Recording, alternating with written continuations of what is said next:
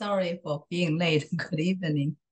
I think it's because last week we don't have a class, so I just forget it. But I have prepared. So let me start my lecture today, and it is chapter 8, the first part.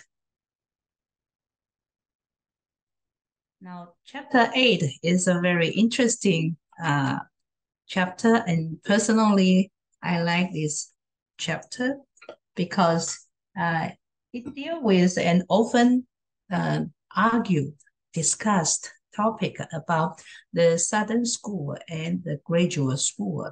So people ask a lot about whether it is possible to have certain enlightenment. And some people, just like me, I'm very conservative and I will play safe everything. And so I would say that I belong to the graduate school. But after reading what Venerable Master Xing Yun talked about, his comment about Southern school and graduate school, and I sort of accepting that me as an ordinary practitioner, it's possible for me to have certain enlightenment. So let's start our lecture today. So at the beginning, it talks about the Tan school lineage. In Chinese, we say 禅宗, but because the Western world, they get to know the meditation school mostly through the Japanese practitioner, especially D.D. Suzuki, that who sort of spread the teaching of the meditation school in the West. So the Japanese pronunciation of the Chan, the kanji, the Chinese character Chan in Japanese is Zen, so Z-E-N. So most Westerners, when they talk about the meditation school, they pronounce it as Zen school. But while we are discussing about the Platform Sutra, as this is a Chinese Buddhist tradition, so we use Chan instead of Zen. Now it talks about at the very beginning that the idea of Chan has already occurred in Shakyamuni Buddha's time in India, and it is passed on to China from India. And the very beginning of this school starts from a very beautiful story between Shakyamuni Buddha and Mahakashapa, one of his immediate students, who is specialized in the ascetic practice. And so started from the encounter, the mind-to-mind conversation between Shakyamuni Buddha and Mahakashapa. It's a silent conversation between the teacher and students. And so this kind of transmission of Dharma becomes a characteristics of the meditation school. So it handed down to the 28th patriarch, and the patriarch is called Bodhidharma. And Bodhidharma traveled from India to China. And so in China, Master Bodhidharma is regarded as the first patriarch of the Chinese Chan school. Okay, be it that Bodhidharma is an Indian instead of a Chinese, but because he represents the very first one who transmit this kind of mind-to-mind dialogue between teacher and students. So we revealed him as the first patriarch of Chinese Chan school. And continuing from the first patriarch to the second patriarch, Hui Ke, and the third patriarch, Sun Can, to the fourth patriarch, Dao Xin, and the fifth patriarch, Hong Ren. So all the transmission of the patriarchs, they are object that they handed down from one to the following patriarch, and that is the robe and the bowl. So it becomes an object that sort of like certify that you are you are the lineage, in the lineage of the transmission of meditation school. Okay, and it is not until the fifth patriarch, Hong Ren, when he transmitted his Dharma to the sixth patriarch, and Master Hong Ren told the sixth patriarch, Hui Neng, says that in future, when you hand it down the Dharma to your students, don't use the robe and bowl as the object of your certification, right? And so it stops from this kind of transmission through the object of robe and bowl stopped at the sixth patriarch, Hui Neng. So no more using the robe and bowl in Chan school like that. Okay, so this is the background of the Chan school lineage in China. And now let's talk about the Northern school and Southern school. So from the fifth patriarch Hong Ren, handed down his Dharma to the sixth patriarch, but who receives the lineage, okay? Who continues the lineage of the fifth patriarch, Master Hong Ren? It is said that there are two patriarchs that received Master Hong Ren's Dharma. Okay, one is Patriarch Shen Xiu, and he belonged to the Northern school, while Hui Neng, also regarded as the sixth patriarch, and he is revealed as the patriarch of the Southern school. Okay? And the difference between these two masters lies on they transmit the different knowledge about meditation and different methods, okay, way of practice to approach to the what we call the enlightenment. Okay, so Hui Neng, his main idea is that the mind is inherently pure and intrinsically a Buddha.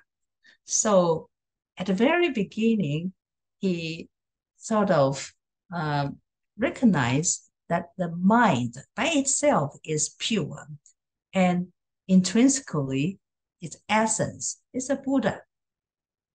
And so that it leads to the conclusion that it is possible to suddenly awaken and become a Buddha, since it is inside of you. Okay, you essentially you are a Buddha, so your mind is pure at the very beginning. Okay, so therefore it's possible that you can get certain enlightenment and become a Buddha. So this is what Master Hui Neng promote in his time. And the Northern school Master Shen Xiu, he claims that the Buddha nature is covered by afflictions. Okay, so at the very beginning, when Master Shen Xiu sees a person, he sees that this is a Buddha, but it is a Buddha that is covered by sufferings, all kinds of burdens, worries, afflictions. And so, what is the practice for the ordinary people? It is through non-stop, constant practice and cultivation so that you can remove all the defilements in order to become a Buddha. Okay, so this is a different perspective to see the mind of a person. And Huinan sees the mind is a Buddha itself, okay? And it's pure. It's originally, inherently pure. But Shen Xiu sees that the mind is clouded by sufferings, afflictions. And that's why its practice is different. Okay. So for certain school, what it says is that you can have certain enlightenment. Okay? So it is certain awakening. It's possible. But it's not enough. After your sudden awakening, so what should you do? You cannot do nothing, okay? Because if you don't cultivate, then you may fall back. And so therefore, it takes gradual practice to lead you to enlightenment, okay? And so the Southern school emphasizes that we should not rely only on text words, okay, because language is misleading. And second is that the Southern school fully embrace the Chinese culture, okay, that we have this kind of certain enlightenment, this kind of idea, concept that it's possible. And then this is a Chinese way of approaching to enlightenment. And it established a very unique teaching style, like a shouting, like a beating with a piece of rod, okay? And so it, because of its transmission, so it's possible for one master to pass on to another person and then developed into different schools, right? Because it's possible that your enlightenment is in this through this method, and then though you have different methods of enlightenment, but it all leads to awakening to your the essence of Buddha. And so it uses skillful means, it applies all means to get you, to lead you to that certain enlightenment. And so the certain school, they did not rely on text. So this is a further detailing of explaining why the Southern school is so special, right? Because it knows the mind, right? It sees the intrinsic nature, and then it's attaining the Buddhahood, right? So it is not relying on the words, the languages. Okay, you have to know your mind. You have to see your intrinsic nature. So some people they read the platform sutra by its literal meaning. I mean, literally in the text it says that Huineng was an illiterate, meaning that he he knew nothing about the text he cannot read. But actually, in the Platform Sutra, is able to listen to people reciting the sutras, and then he's able to elaborate the very profound teaching. Okay, and not to mention that he though the fifth patriarch Hongren says that you are a barbarian, you come from the south, but actually Master Huinen comes from a family with a very good educational background. And even though his father was demoted by the court because of some the people accusing him of doing something wrong, but it's a misaccusation. And still, his mother was able to educate him because they come from a very good, educated, learned family. Okay? And so actually, Huineng was not illiterate. Okay? It's a humble way of describing himself as an illiterate, but we shouldn't read the text literally. Okay? And the second thing that makes the Southern School special is that it embraced the Chinese culture. Okay? And here, Venerable Master Xing Yun, the writer of this book, make use of the term, the phrase that we often says that the Southern School, a quote, a very famous quote is that the mind is the Buddha and the Buddha is the mind. Okay? And this kind of expression is a very Chinese way of saying things. Okay? And there is no need to search the Buddha outside. It's right inside yourself.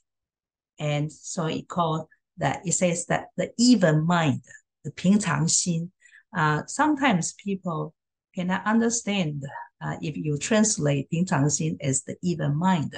So sometimes we say the ordinary mind.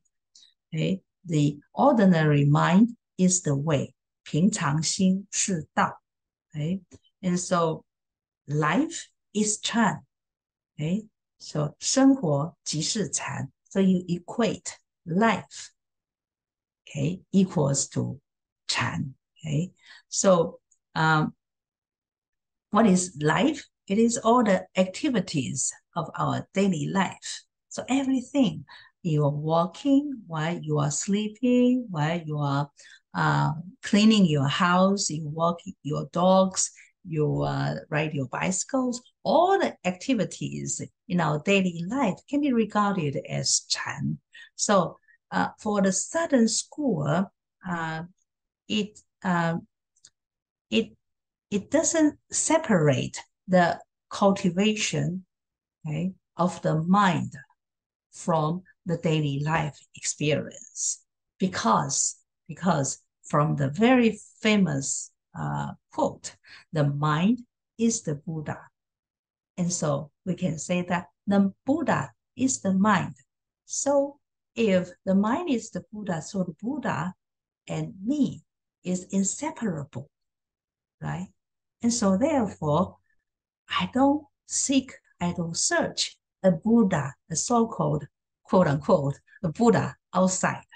Okay? It's inside of me, okay, myself. And so that everything I do, okay, in my daily life, it is called Chan. It's called enlightenment. Okay? And we even can equate that our life and Buddha's life is the same. So we behave what a Buddha would behave. And so we ask ourselves to be like the Buddha. So what we say, what we do or we think as the Buddha would think, would say, would do. Okay, so this is the second characteristics of the Southern school that make it so special. The third point is the Southern school established a unique teaching style. So I just mentioned that it's beating, it's shouting, and it's scolding. And some people are afraid of this kind of style. And so I remember that the elders, Venerable Hui, once told us when I still working, serving at the Buddhist college. And so Venerable Hui's way of teaching is very strict, severe, okay? And then so sometimes we are afraid, okay, when she's gathering us for a talk and then pointing out what we should improve ourselves and what we as teacher, how we should educate our students to guide them on the right path. And her way, her guidance is that you have to follow. Okay, you have to follow the rules. Okay, very strict. Okay, and she told us that it is because we follow the lineage of the Linji school. Okay, and Linji school belongs to the Southern school.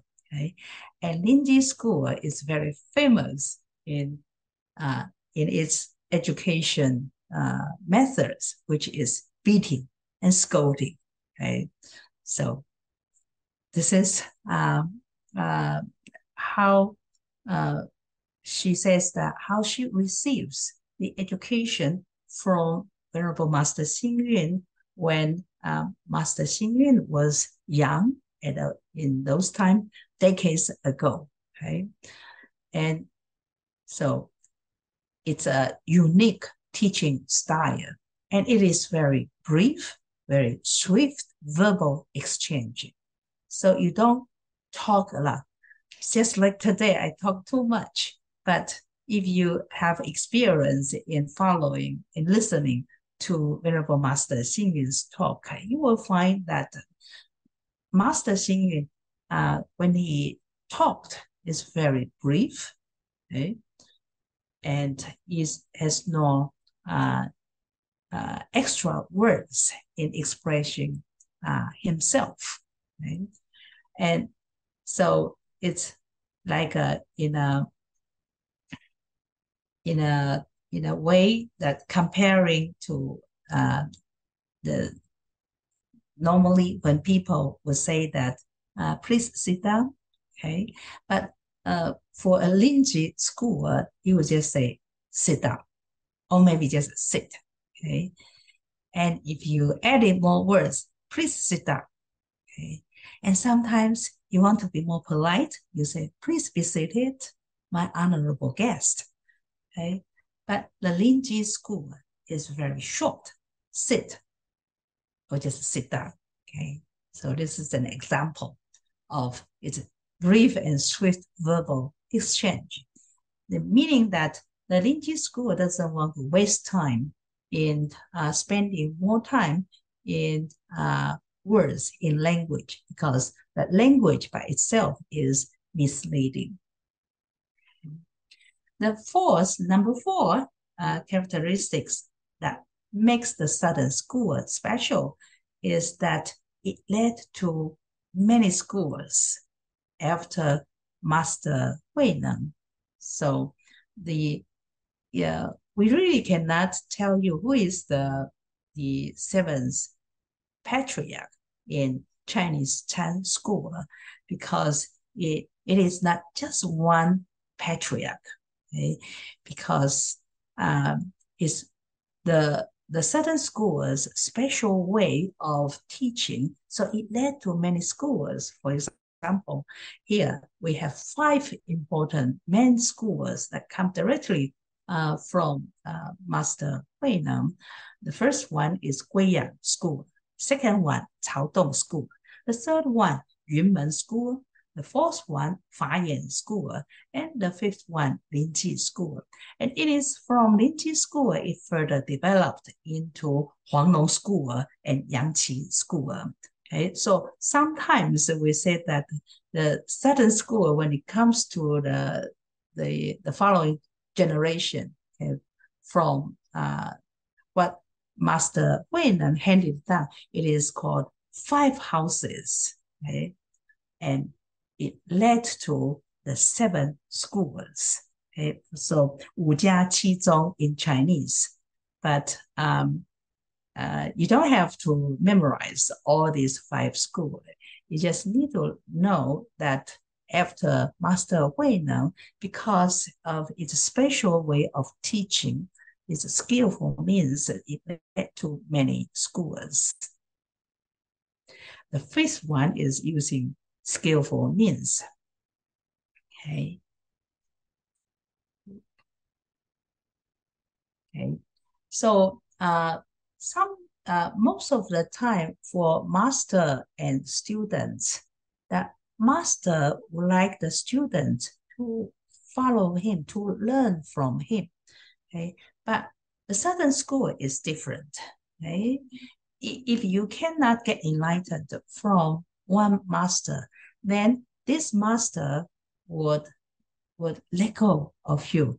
He would not just keep you to himself, okay? Because for the benefit of your enlightenment, he will say that you do not have the proper causes and conditions to learn here. You must go somewhere else. And so this kind of teaching or learning methods may fit to some people, because when the causes and conditions are not right, you just cannot get enlightenment. And sometimes you cannot get enlightenment from Master A, and if you change to Master B, then you get enlightenment easily. But that doesn't mean that Master A has no contribution to your enlightenment. Okay? Maybe the Master A is helping you to establish that foundation for you to get enlightened from Master B. Okay? And also in the Southern School, there are some masters, okay, that they will not talk to their student for 10 years. Imagine that. So this is a very harsh, right? That you may call it inhuman way of teaching. How come as a teacher, you don't talk to your student for so long, okay? Even just one day that the teacher will not talk to a student, that's intolerable, not to mention 10 years. But it really exists in the Southern School, okay? And another example is that teacher will ask a student to do nothing but hard labor. For example, you just chop the woods, or you just carry the water for the as the bathing water for the monastery. Okay? You just focus on doing the hard labor work, okay, without giving you a doctrinal teaching. Okay? And that kind of hard labor work may lasting for 10 years, 20 years. Okay? So that kind of skillful ways of teaching in the Southern School continues even to the contemporary times. So in our monastery in FoGuangHuB, there are also monastics that all throughout their lives as a monastic is working for the what we call that 环保组, to clean the the monastery, or just to do the cooking, for example, or just to do the table service. Okay, and so it is said that in the kitchen that there comes a lot of patriarch, 哎，就是点做出祖师，出高僧大德，哎，meaning that the hard labor work need not to be inferior to those who study the focus on the study of the doctrinal teaching. Okay? So there is no, you cannot tell, you just cannot discriminate what is a better way of learning and what is the better way of teaching your student. Okay. And so the Southern school emphasizes on only this moment. Okay. And in this moment of awakening, there is no room to think, for you to think, to doubt, or consider. So therefore, the conversation, if you have come across the Quran stories, okay, you have to respond to your teacher's question right on that here and now, only this moment. It's just like striking two pieces of rock, okay? You quickly, you rub it, and then it comes out the fire, okay? It's just like that. No room to think, to doubt, nor to consider. And the North School and the Northern School and the Southern School, they also have their own approach to the threefold training. Okay? The threefold training, 三学, okay, is regarded as the foundation of Buddhist practice. That is discipline, meditative concentration, and wisdom. 戒定慧. Okay, for the Northern School, the discipline is an antidote to our greed and our desires. And for when they interpret the meditative concentration, and it says that it deals with our anger. So if you are a hot-tempered person, meditate. It helps you to calm down your mind, to get rid of your anger. And for wisdom, the Northern School says that it is to get rid of your ignorance. Once you're rid of your ignorance, then the wisdom will appear. But the Southern School would not interpret the threefold training in that way. It says that all these three, discipline, meditative concentration, and wisdom, actually, they are interconnected. You cannot separate one from another. That discipline is only an antidote to greed and desire. Okay? It says that the meditative concentration also helps you to get rid of your greed and desires. So when we practice the threefold training, we practice all at once. When we have meditative concentration, that means that we discipline ourselves, our body and mind, good enough so that we can have meditative concentration. And then that wisdom appear, okay, when you have meditative concentration. Okay? It is not separated from your meditative concentration. Okay? So you can see the interconnectedness of the threefold training. Okay. So from the verse of the seven ancient Buddhas, okay, there is a very famous quote: "Do nothing that is unwholesome, do all that is wholesome, purified mind." This is the teaching of all Buddhas. Okay, so for Shen Xiu, the graduate school, okay, it follows the old ancient way of teaching. 诸恶莫作，众善奉行，自净其意，是诸佛教. Okay, this is So we should not do anything unwholesome. So you have to gradually to cultivate yourself. Don't do anything that is wholesome, and then you have to do everything that is wholesome. And this is to purify your mind. Okay. So, and what about Hui Neng's explanation? Hui Neng emphasizes on the mind. Right? He says that as long as the mind is without wrong, without ignorance, without distraction, then that is discipline. That is your meditative concentration, and that is your wisdom. So everything you focus on the mind. So once you can have that moment of a mind without any wrongs, then that is the threefold learning: the discipline, meditative, concentration, and wisdom. Right? And there is also a section talking about there is one student coming from Shen Xiu's community that he came to the sixth patriarch Hui Neng, the southern school community, and without exposing himself as, okay, I mean, at the very beginning, he should have tell the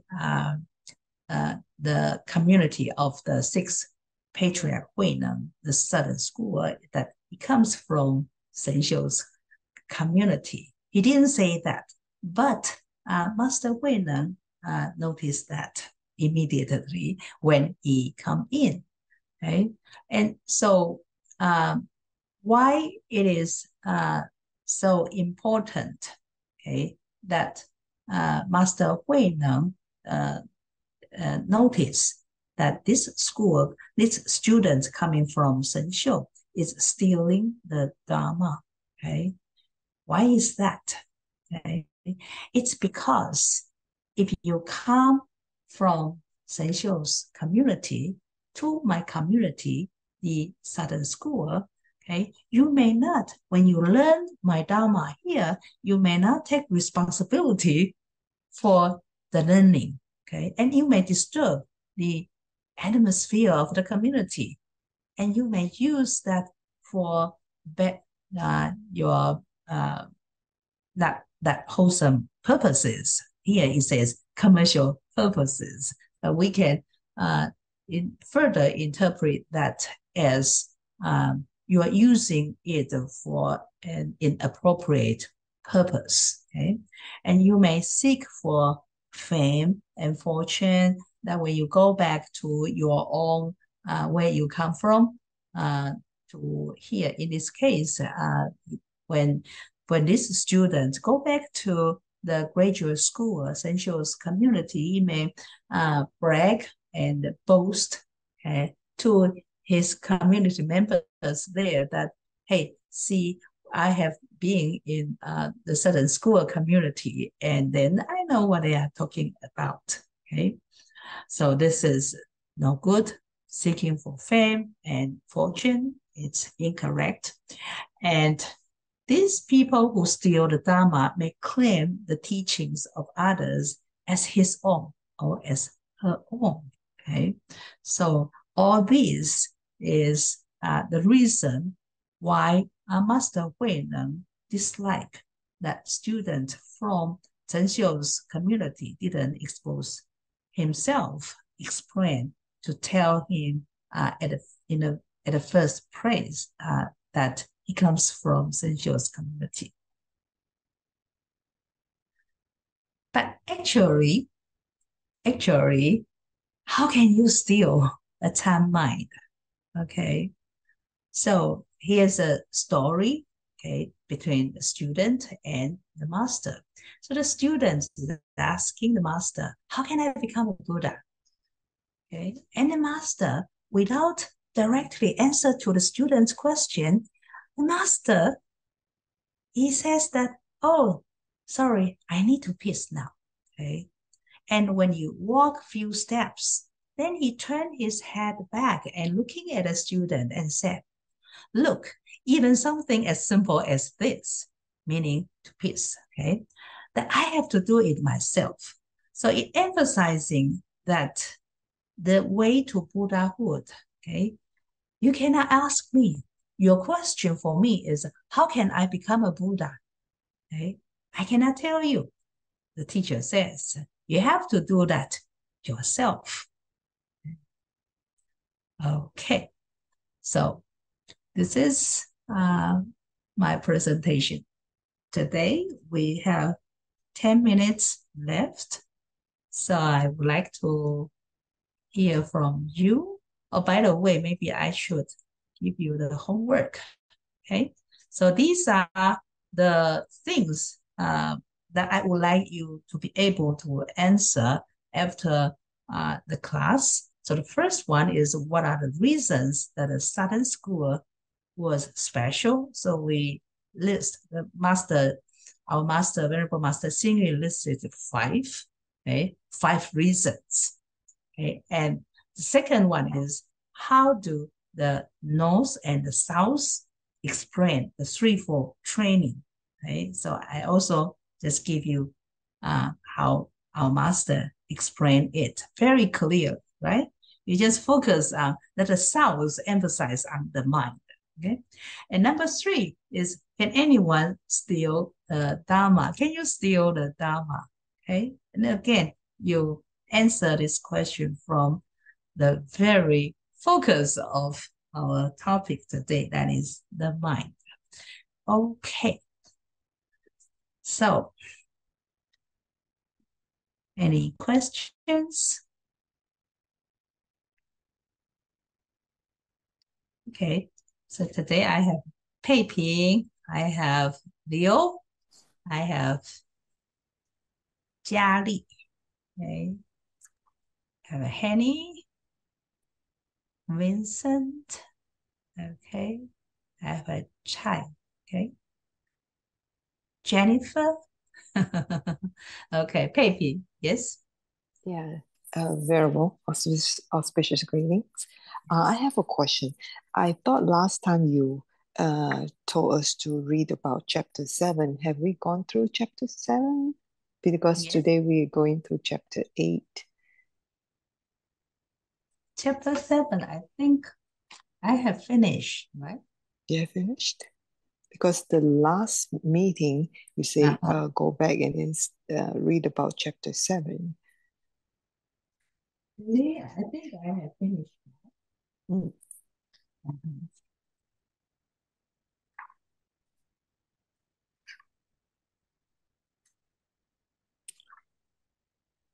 We have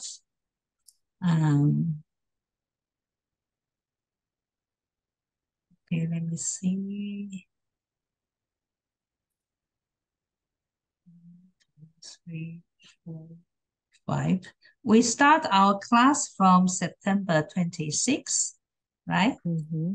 And then that is first class, October 3rd, second class, October 17th, third class, October 24th, the fourth class. So correct. So on October 24th, I should have covered chapter 7, the second part. Okay. Okay. Okay.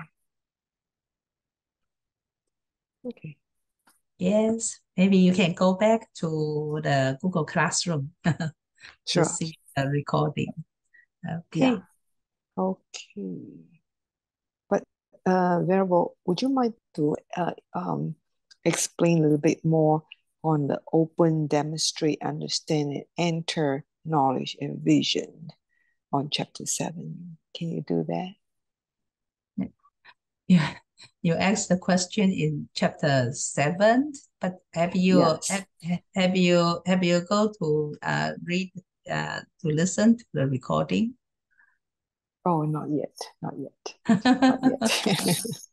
Not yet. The Yeah, last. Oh, okay. Okay. Okay. you go back to Last meeting. Okay. last class. Sure. Sure. Yeah, let's focus on what we discussed. Okay, Okay. the difference between the Northern School and the Southern School, which is a big debate, okay, since Tang Dynasty, and we often say that this is a big debate between the students of the Southern School and graduate school. Actually, the Shen Xiu, Master Shen Xiu and Master Hui Neng, they remain good friends, right, as peers. I think as great masters, they don't look down upon each other because they know very clear that the way to Buddhahood is not that easy, right? And it is only that you how you see your mind.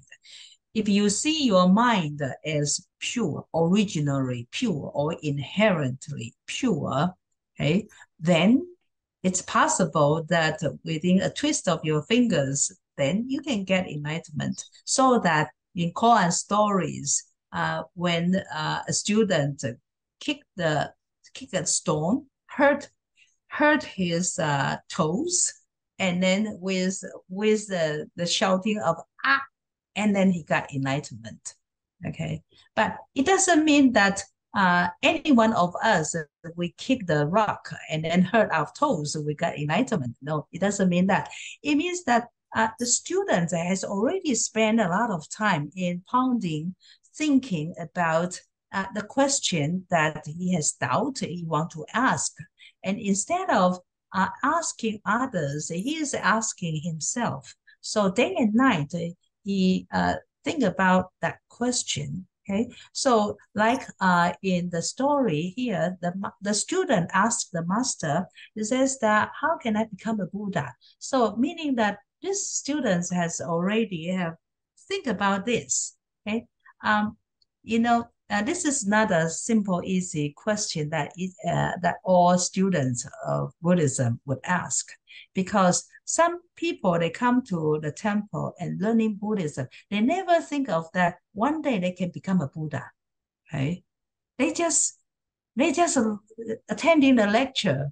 Okay, and after the Dharma service, enjoy the buffet lunch and then go home.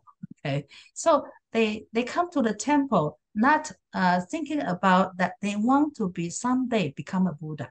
So the question that the student asks, so master, how am I going to become a Buddha? So this question has bothered the students for some time, so that when the teacher says that, now I want to peace, and then walking after few steps, looking back, and he says that this is such a simple thing that we will do that every day, and everyone should do that.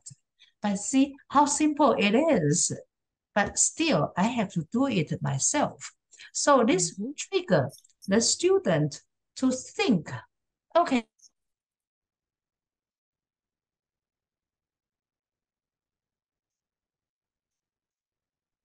We could not hear you, Venerable. We lost your voice.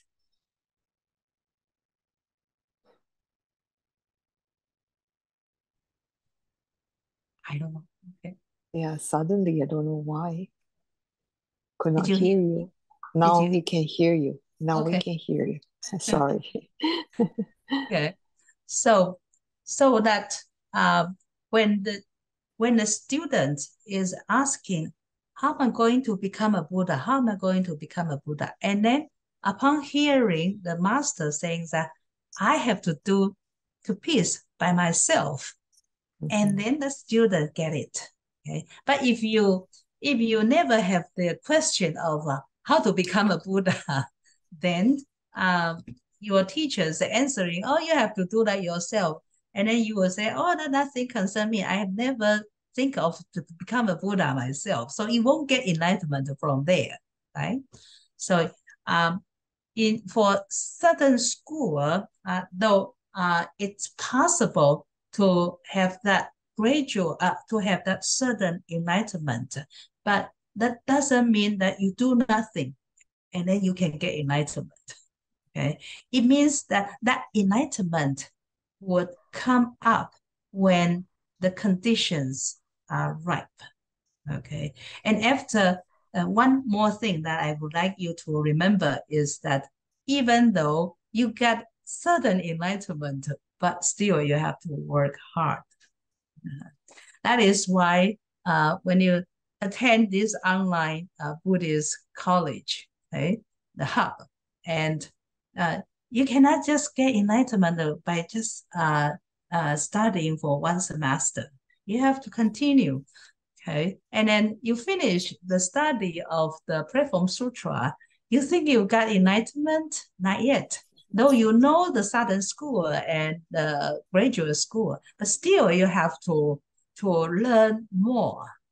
And the foundation that I established for you, the students in the class of the Platform Sutra, it may help you to continue your following Sutra studies in next semester. So never look down upon each single stage of your learning, and your learning in this Buddhist college would never spend in vain. So you just keep going. Okay. Okay, we are running out of time.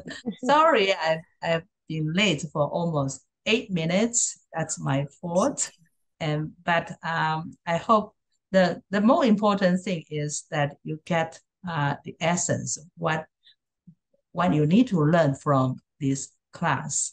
That is the mind is very important. Okay, so I will see you next week. I hope I won't be late next week. And I also hope to see you online. Thank you. Thank you. Good night. Thank you, Reverend.